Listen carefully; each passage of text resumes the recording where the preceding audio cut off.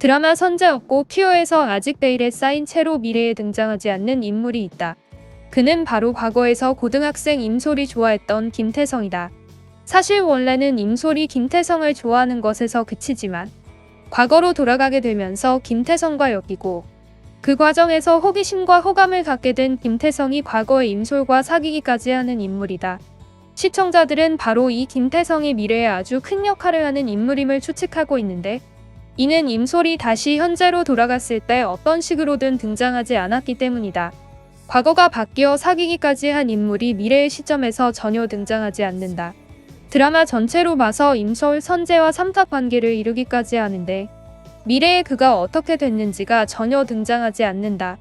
분명 엄청난 사건의 해결에 키나 미래의 어느 시점에 문제 해결이 가능한 인물임이 분명하다. 다음으로 김태성의 인물에 대한 시청자의 추측을 종합해 정리하자면 3부에서 집에 불이 났을 때 임솔은 태성이에게 집에 불이 났다고 빨리 가야 한다고 말한다.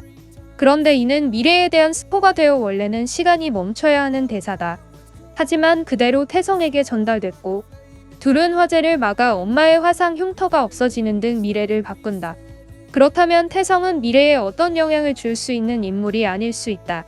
미래에 대한 스포는 과거 인물이 알게 되어 자신의 운명이 달라질 우려가 있는 인물인데 태성이 미래의 이야기를 그대로 들을 수 있었다는 것은 어쩌면 미래에 사망하여 존재하지 않는 인물일 가능성이 있다는 점을 들었다. 혹시나 생존했다고 하더라도 의식불명 상태일 수도 있다는 가능성도 있다. 어쩌면 과거 임솔이 다리를 잃었던 사고와 관련해 목숨을 잃을 가능성도 있다. 그래서 엄마가 임솔에게 사고에 대해서 구체적으로 말을 해주지 않았을 수도.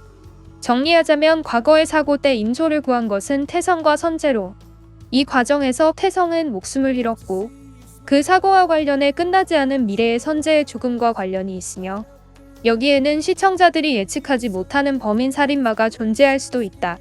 참고로 태성의 아버지는 형사이며 그가 수사하는 사건이 임솔의 사건과 관련이 있음이 거에 드러났다. 다음으로 회차가 거듭날수록 내용이 업데이트되고 있는 김태성이라는 인물의 인물 소개를 살펴보자.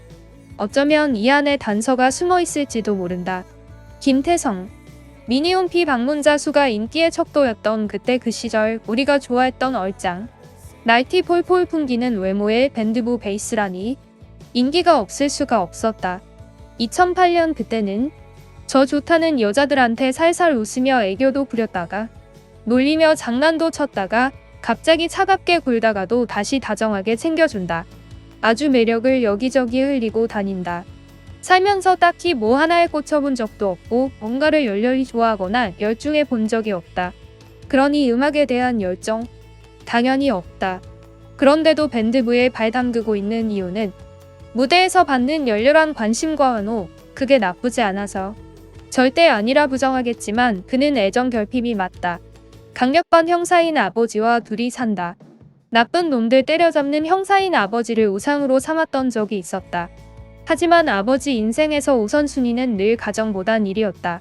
결국 엄마는 떠났다.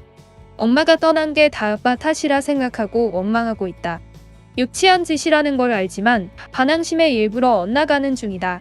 그러던 어느 날 웃기는 애 하나를 발견했다. 이름은 임솔. 다른 여자애들처럼 수줍게 고백을 하길래 그러려니 했는데 갑자기 하루아침에 딴 사람이라도 된 건지 아줌마처럼 막 잔소리를 해댄다. 이중인격자인가? 담배와 싸움은 나쁜 거라며 온갖 훈계를 해대는데 뭐야, 내 관심 끌려는 건가? 아무튼 옆에서 쫑알쫑알 늘어놓는 잔소리가 듣기 좋았다. 일부러 짓궂게 말장난을 걸어 구박을 배로 받는데 재밌어서 실실 웃게 된다. 다른 여자애들이랑은 좀 다르단 말이지. 나를 막대하는 여잔 네가 처음이야. 네 고백 내가 받아줄까?